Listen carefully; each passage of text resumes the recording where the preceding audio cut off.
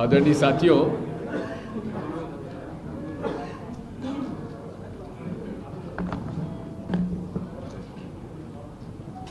पूरे देश में चारों तरफ एक ऐसा माहौल बनाया जा रहा है जिसमें कि अल्पसंख्यक समुदाय को दुश्मन के तरह केंद्र सरकार और जहां डबल इंजन की सरकारें हैं, यानी कि भाजपा की सरकारें हैं, वहां उन्हें बिल्कुल एक दुश्मन की तरह से देखा जा रहा है। झूठे प्रकरणों में फंसाया जा रहा है, प्रताड़ित किया जा रहा है और संविधान में जो पूरे अल्पसंख्यक समुदाय के हितों का प्रावधान है, आर्टिकल है, उसको नजरअंदाज करके उन्हें प्रताड़ित किया जा रहा है।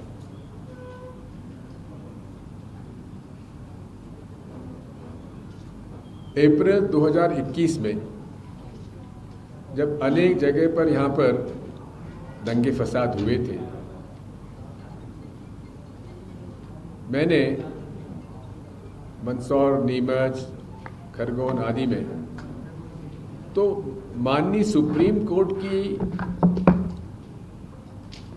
सांप्रदायिक दंगों को कैसे नियंत्रित किया जाए उसकी गाइडलाइन इशू की गई थी और उस गाइडलाइन में विस्तार से ये बताया गया था कि किस तरह से राज्य सरकारों को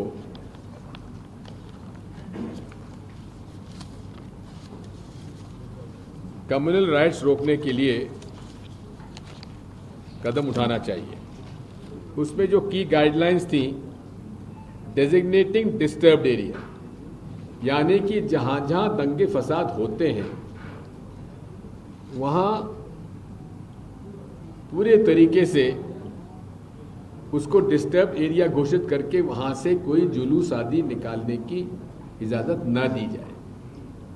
यदि आप पिछले वर्षों में देख रहे हैं तो अमूमन तौर पे एक पैटर्न बना हुआ है।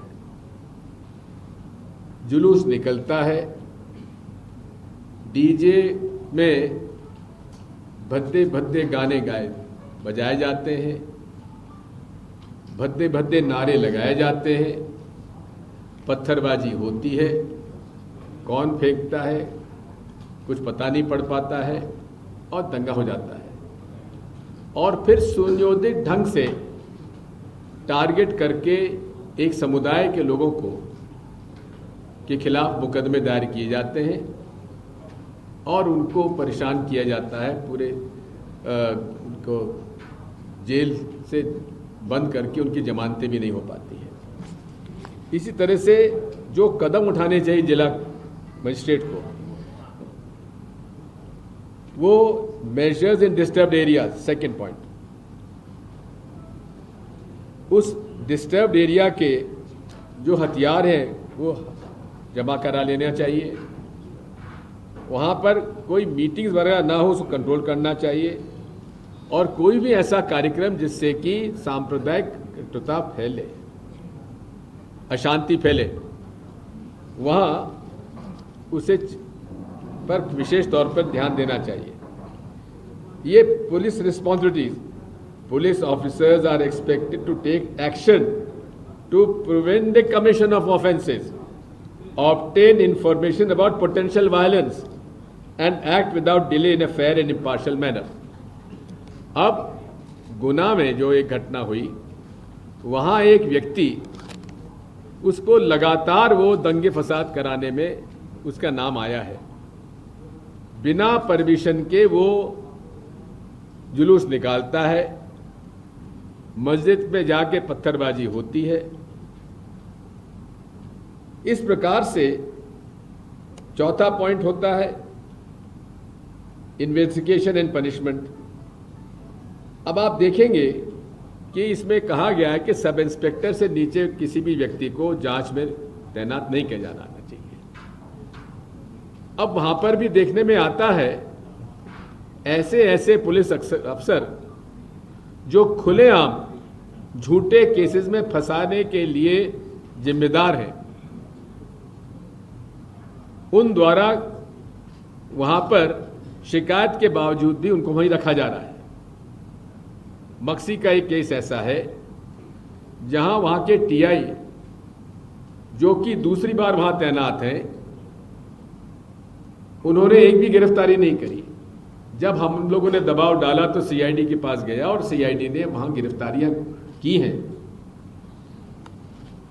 इस प्रकार से जो विटनेसेस हैं और मीडिया, इन पर भी विशेष तौर पर इनका प्रोटेक्शन होना चाहिए। कई मीडिया के ऐसे पत्रकार हैं जिन्होंने सच्चाई से जो भी घटना हो उसको छापा या प्रदर्शन दिखाया, उन पर भी केस लगा दिया गया। जिन लोगों के नुकसान हुआ है, दुकानें टूटी हैं, लोग चाहे हिंदू हो चाहे मुसलमान हो, कोई भी व्यक्ति जिसका कि दंगे में नुकसान हुआ है उसको मुआवजा मिलना चाहिए, वो भी नहीं दिया जा रहा है। यहां तक उन्होंने कहा है कि कोई भी प्रदेश में लगातार यदि दंगे हो रहे हैं तो उसमें राष्ट्रपति शासन लागू कर देना चाहिए, ये भी उसमें कहा गया है। कम्युनिटी पुलिसिंग की बात कही है। इस प्रकार से जो गाइडलाइंस हैं, इसका मैंने रिट पिटीशन 2021 से लगाया हुआ है, लेकिन आज तक राज्य सरकार उसका ना पालन कर रही है और हाईकोर्ट को भी गुमराह करने का प्रयास कर रही है। अब इसी तरह से अगर आप देखेंगे कि अब एक नया एक प्रयास है इन लोगों का कि आप कोई भी मुसलमान के दुकान से सामान मत खरीदिए, सब्जी मत खरीदिए, सामान मत खरीदिए और उनका कमर्शियल एक्सक्लूजन करिए। ये अपने आप में कानूनन जुर्म है। अब हद तो तब हो गई जब जो कि बहुत बड़े व्यापारी के रूप में उभर कर सामने आए हैं, व्यापारी रामदेव। कोई बाबा रामदेव नहीं है, व्यापारी रामदेव है। और ये तो हमारे स्वामी स्वरूपानंद जी, मेरे गुरु जी, बताते थे कि हमारे धर्म में तो यह है कि कोई भी अगर भगवा वस्त्र पहनकर व्यवसाय करे उसको कभी सम्मान की नज़र से नहीं देखना चाहिए। और जो कुछ आगे कहा गया वो मैं यहाँ कहने की स्थिति में नहीं हूँ। ये पूरे तरीके से व्यावसायिक है और मैंने तो उनको 2011 में ठग कह दिया था, जिसके उन्होंने मुझ पर मानहानि का दावा भी बिहार में किया, वो भी चला हुआ है। आज तक कोई प्रमाण उन्होंने नहीं दिया मेरे पास, तो उनके पास उनके बारे में इतने प्रमाण है कि वो खड़े नहीं हो सकते। किस प्रकार से उन्होंने नकली दवाइयाँ, नकली करके उन्होंने अपना प्रसार किया है। उनके प्रोडक्ट्स को यहाँ तक कि डिफेंस फोर्सेस ने भी रिजेक्ट कर दिया, नेपाल में भी रिजेक्शन हो गया, उसके उदाहरण मैं आपको दूंगा। अब वो कह रहे हैं कि उनका वीडियो आया है कि लोग रूह अफ़ज़ा ना पिया करें। अब रूह अफ़ज़ा तो हम लोग बचपन से पीते चले आ रहे हैं, इसलिए मत पीजिए क्योंकि वो मुसलमान उसको बनाता है और उससे जो फ़ायदा होगा उससे वो मस्जिद और वो मदरसे बनाएगा। आप उनके द्वारा बनाया गया गुलाब का शरबत पीजिए ताकि गुरुकुल का निर्माण हो। ये पूरे तरीके से अगर आप देखेंगे तो भारतीय न्याय संहिता 2023 की धारा 196(1) का 299 एवं IT एक्ट की धाराओं के अंतर्गत दंडनीय अपराध है। ने तय किया है कि ऐसे व्यक्ति को जो कि अपने आप को धर्मगुरु कहता है, ऐसे व्यक्ति के खिलाफ एफआईआर दर्ज होना चाहिए और मैं उनके खिलाफ आज थाने में जाकर एफआईआर दर्ज कराऊंगा। अब ये व्यक्ति वो हैं जिन्होंने कोरोना के महामारी के समय 2 केंद्रीय मंत्रियों की उपस्थिति में कोरोनिल दवा लॉन्च कर दी, जिसको कि बाद में केंद्र सरकार को ही उसको बंद कराना पड़ा। कोई नई दवा आती है तो इंटरनेशनल एक स्टैंडर्ड ऑपरेटिंग प्रोसीजर होता है, टेस्ट होते हैं, और ये ठग रामदेव ने एक दवा लॉन्च कर दी और उसमें 2 केंद्रीय मंत्री, स्वास्थ्य मंत्री डॉक्टर हर्षवर्धन और नितिन गडकरी जी उनमें लॉन्च में पहुंच गए। अब आप समझ सकते हैं कि किस प्रकार से उन्होंने मंत्रियों को भी नहीं बख्शा, जबकि डॉक्टर हर्षवर्धन तो स्वास्थ्य मंत्री भी थे और डॉक्टर भी थे। अब उन्होंने कॉलगेट और पेप्सोडेंट के खिलाफ प्रचार किया कि कॉलगेट और पेप्सोडेंट में कैंसर पैदा करने वाले केमिकल हैं, फ्लोराइड से हड्डियां खराब होती हैं। कॉलगेट ने पतंजलि पर केस किया और उसके खिलाफ कार्रवाई हुई।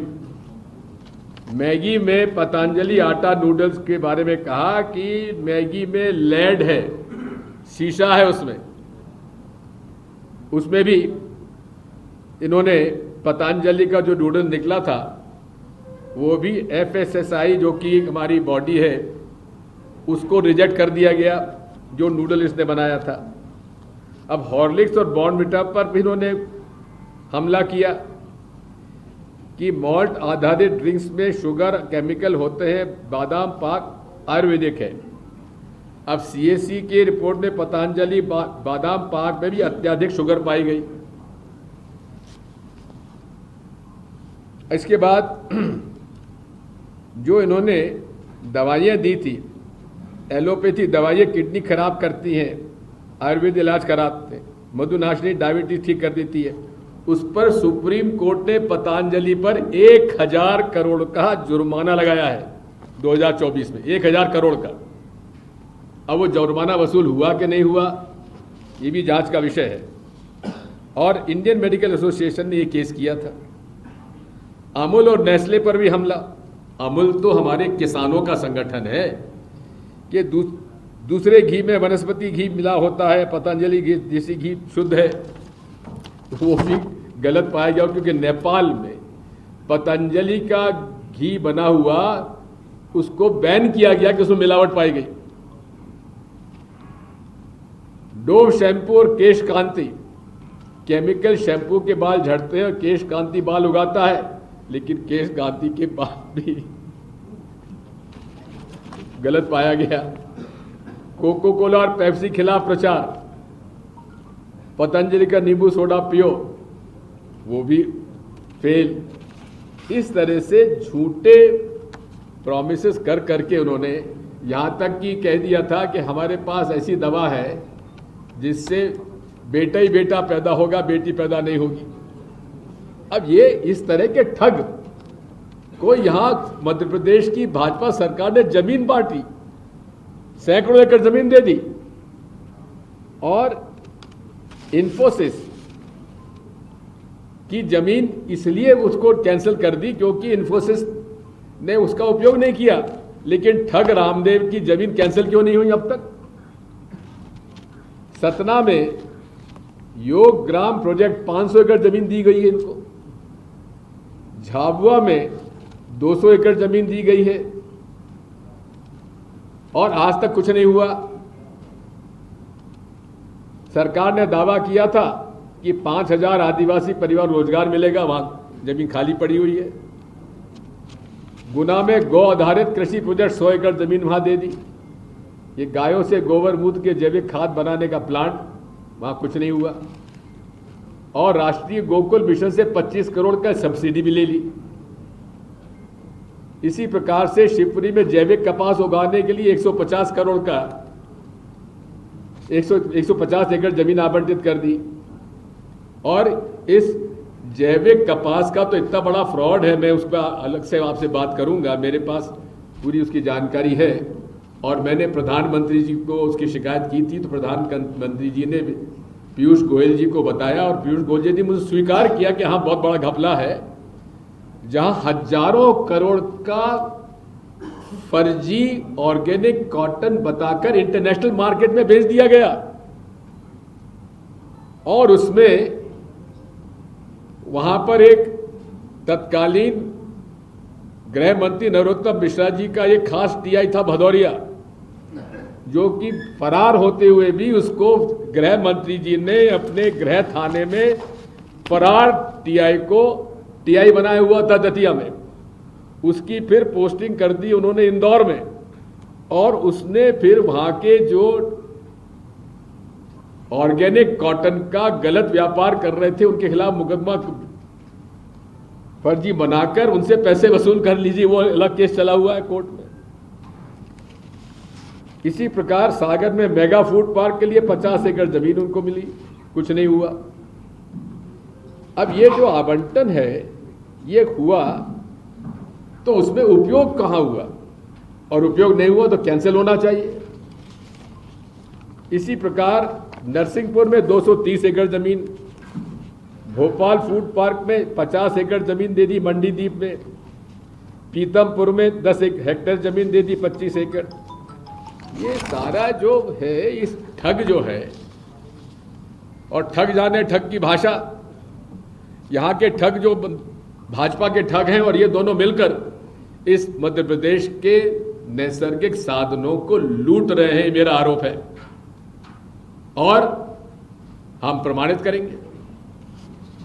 साथियों, ये सारी बातें बताने के साथ साथ मैं इतना बताना चाहता हूं कि पतंजलि यहां तो कह रहा है कि मुसलमानों से कोई माल मत खरीदो, वहीं दुबई में अपना प्रोडक्ट बेचने के लिए उन्होंने जमात उलमा हिंद से हलाल रजिस्ट्रेशन सर्टिफिकेट लिया हुआ है कि भाई उसके अंदर ये सारी दवाइयां हैं जिसको कि हलाल सर्टिफिकेट लगता है।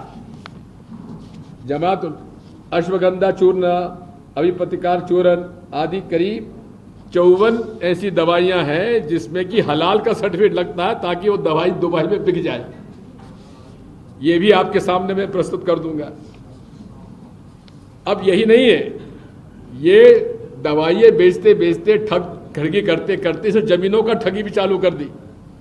हरियाणा में अनेक जमीनें शेल कंपनीज के नाम से खरीदकर जो किया, उसके भी सारा डिटेल मेरे पास है। साथियों, आज इस देश में जिस प्रकार से मैंने आपसे कहा था कि एक समूह को टारगेट किया जा रहा है, और ये नई बात नहीं है। राजनीति में और विशेषकर फांसीवादी विचारधारा के लोग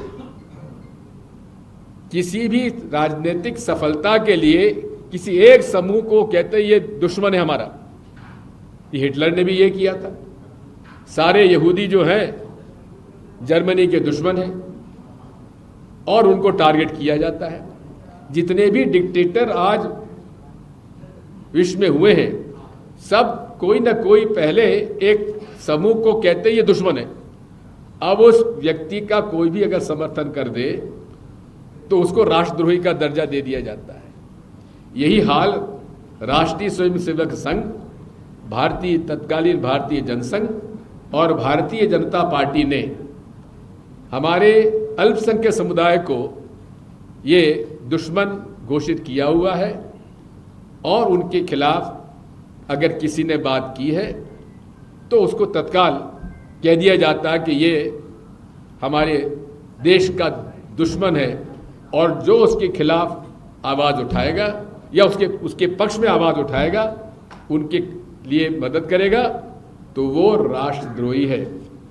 और इसी के बाद जितने भी लोगों ने वक्फ बोर्ड में के कानून के खिलाफ मतदान किया, उनको सबको राष्ट्रद्रोही घोषित कर दिया गया।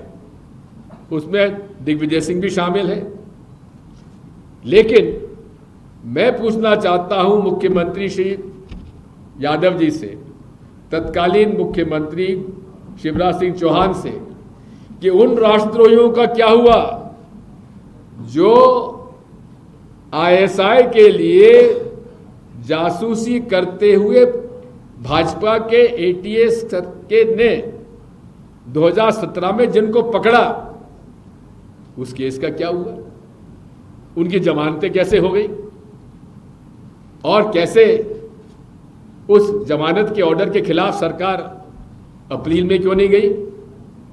एक केस नहीं है, अनेक केसेस हैं।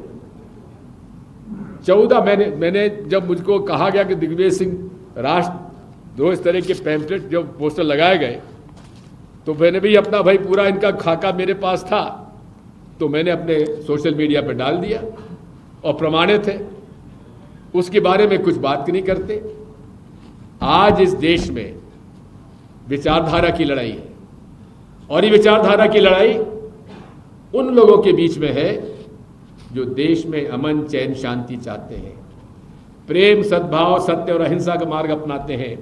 यही मार्ग है सनातन धर्म का, यही मार्ग है सभी धर्मों का, चाहे इस्लाम हो, चाहे ईसाई धर्म हो, चाहे सिख धर्म हो, चाहे बौद्ध धर्म हो, चाहे जैन धर्म हो।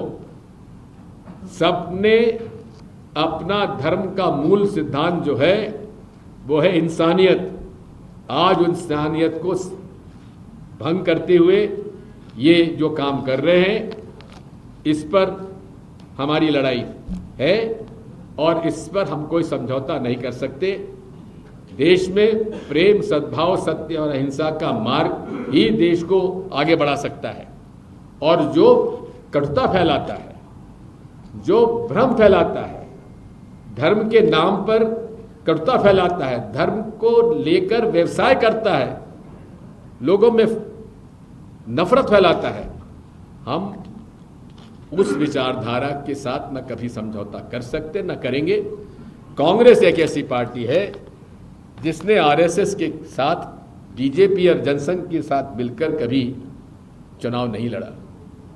आज मुझे इस बात की प्रसन्नता है कि इस देश में 60% से ज्यादा वो लोग हैं जिन्होंने भाजपा के खिलाफ वोट दिया है। भाजपा को केवल 37-38 वोट मिले हैं प्रतिशत, और हम सब लोग मिलकर इस देश में सांप्रदायिक कटुता और सांप्रदायिक वैमनस्यता जो लोग फैला रहे हैं, उनको, इस देश को बांटने में हम सफल नहीं होने देंगे। और ऐसे सारे प्रकरणों में जहां हमें मिलेगा, हम उनके खिलाफ लड़ाई लड़ेंगे। संसद में लड़ेंगे, विधानसभा में लड़ेंगे, अदालत में लड़ेंगे, सड़क पर लड़ेंगे, लेकिन शांतिपूर्ण ढंग से। हम लोग अहिंसा का रास्ता अपनाते हैं, हम लोग हिंसा का रास्ता नहीं अपनाते।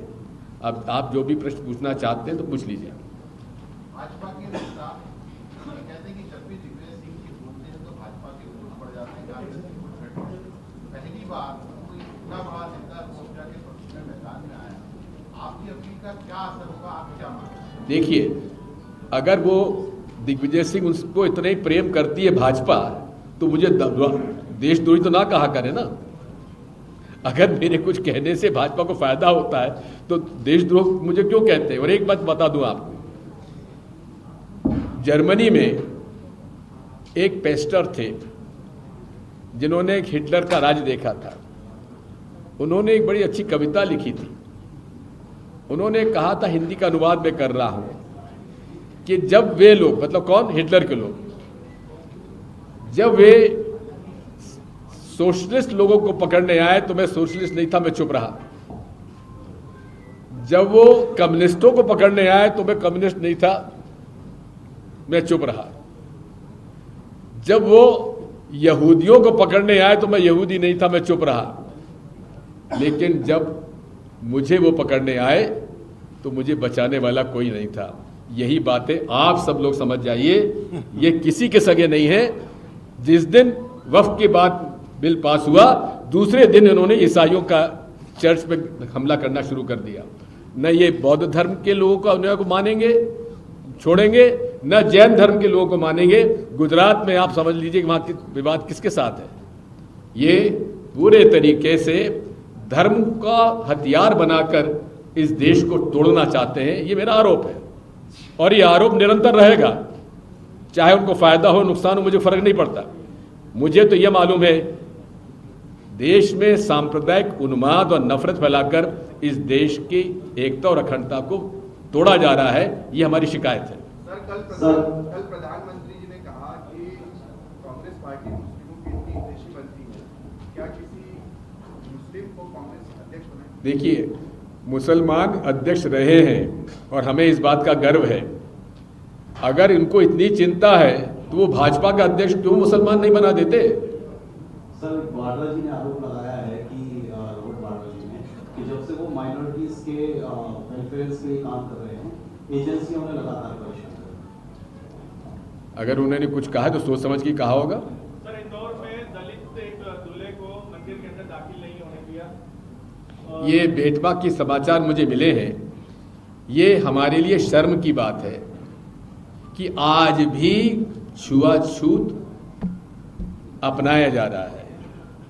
और माननीय मुख्यमंत्री जी कल बाबा साहब अंबेडकर के स्मारक में आपने जाकर लंबा चौड़ा भाषण दिया और बाबा साहब अंबेडकर के बताए हुए रास्ते पर चलने की बात कही, लेकिन आज भी अनुसूचित जाति का दूल्हा घोड़े पर ना बैठ सके, मंदिर में प्रवेश ना कर सके, ये घोर अपराध है। उन सभी व्यक्तियों के खिलाफ कार्रवाई होना चाहिए जिन्होंने उससे मंदिर प्रवेश में रोक लगाई या घोड़े पर बैठने से ऐतराज किया। सर, कल प्रधानमंत्री ने बोलते हुए ये भी कहा कि अगर कांग्रेस पार्टी मुसलमानों के लिए इतने समय तक इतना सारा काम किया है तो आज देश में मुसलमानों की पहचान पंचर वाले के रूप में नहीं होती। उस पर क्या जवाब है सर आपका? क्या पंचर वाले कोई पंचर जोड़ने वाले मुसलमान ही है क्या? हिंदू नहीं है क्या? जो पंचर जोड़ रहा है कभी जाके पूछ लीजिए कितने हिंदू हैं कितने मुसलमान हैं। केवल मुसलमानों का टारगेट। ये नरेंद्र मोदी जी बुनियादी रूप से इस देश के अल्पसंख्यक समुदाय के विचारधारा के खिलाफ हैं, गांधी जी के खिलाफ हैं, गांधी जी की विचारधारा खिलाफ हैं। और मेरा तो आरोप है मोदी जी आप नाथूराम गोडसे की विचारधारा के हैं और आप गांधी जी की विचारधारा के कतई नहीं है।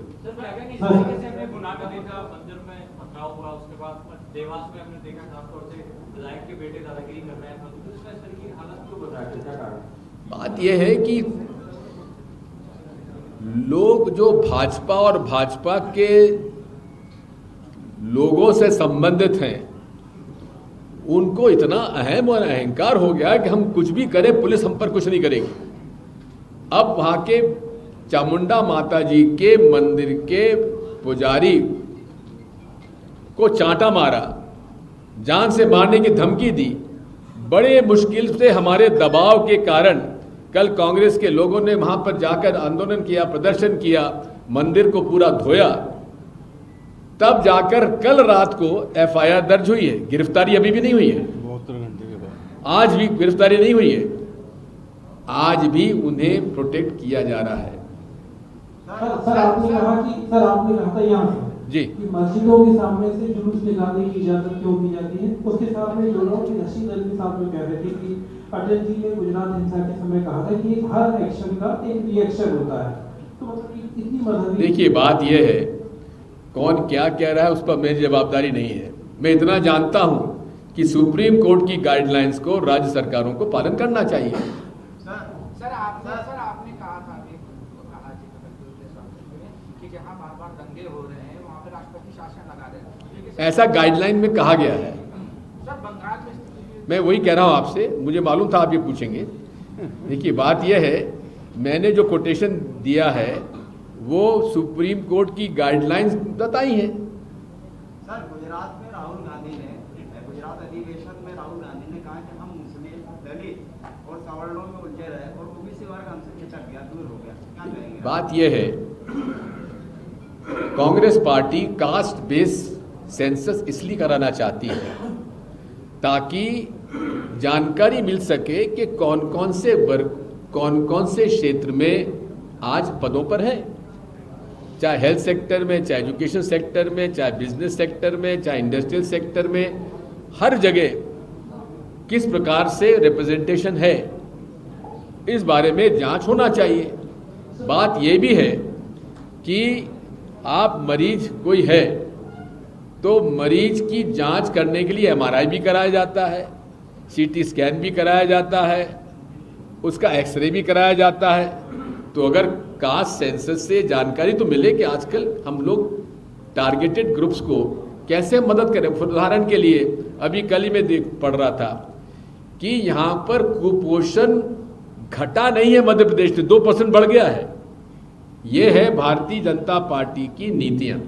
सर, एक सवाल ये था कि राहुल गांधी जी ने कहा गुजरात में कि जो पार्टी के अंदर भाजपा के लोग हैं उनको घर को निकालना पड़ेगा और उनको काम करना पड़ेगा। उसी बीच मध्य प्रदेश में धर्मेंद्र चौहान की नियुक्ति होती है जो कि भाजपा से कांग्रेस में आए हैं और उसके से आरोप करते हैं कि उनका किसान कांग्रेस को किसानों से कोई लेना देना नहीं, उनका पूरा काम मेडिसिनल फार्मास्यूटिकल्स का, उनको किसान कांग्रेस का अध्यक्ष बनाएगा, जबकि कांग्रेस में लोग भरे पड़े हैं जो किसान नेता है, लेकिन उनको आगे नहीं किया। इससे आपका क्या राय है पार्टी की? देखिए, बात यह है, हमारे नेता राहुल गांधी जी पूर्व एआईसीसी प्रेसिडेंट भी रहे हैं और अभी विपक्ष के नेता हैं। हमेशा उन्होंने विचारधारा की लड़ाई लड़ी है और ऐसे लोग जो विचारधारा के खिलाफ हैं और भाजपा से मिलकर कोई मैच फिक्सिंग करते हैं तो पार्टी को उन्हें ढूंढना चाहिए और ढूंढकर निकाल भी देना चाहिए। सर, ये ममता बनर्जी कह रही है कि वक्त कानून बंगाल में लागू नहीं होगा, तो क्या ये संभव है? देखिए, मैं देख रहा था एक इंडियन सेक्युलर फ्रंट कुछ बन गया है जो कि वहाँ मुस्लिम युवकों को भड़का रहा है। अब ये मेरे पास ज़्यादा जानकारी इस मामले में नहीं है, मैं तो न्यूज़पेपर रिपोर्ट ही देख रहा हूँ, मेरी टीएमसी के नेताओं से बातचीत भी नहीं हुई है। एक बात मैं कहना चाहता हूँ, इस देश में सांप्रदायिकता जो भी फैलाता हो और वो रेडिकल हिंदू और रेडिकल मुस्लिम, रेडिकल सिख, रेडिकल कोई भी जाति का संप्रदाय का हो, उसके खिलाफ कार्रवाई होना चाहिए। मैंने स्वयं ने, जिसने भी 10 साल तक कोई भी हिंदू, मुसलमान, सिख, ईसाई किसी ने भी अगर दूसरे धर्म के प्रति नफरत की बात करी है तो मैंने उसको बख्शा नहीं है। उसी के वजह से 10 साल तक मेरे रहते हुए एक भी दंगा फसाद मध्य प्रदेश में नहीं हुआ। अच्छा, बहुत बहुत धन्यवाद।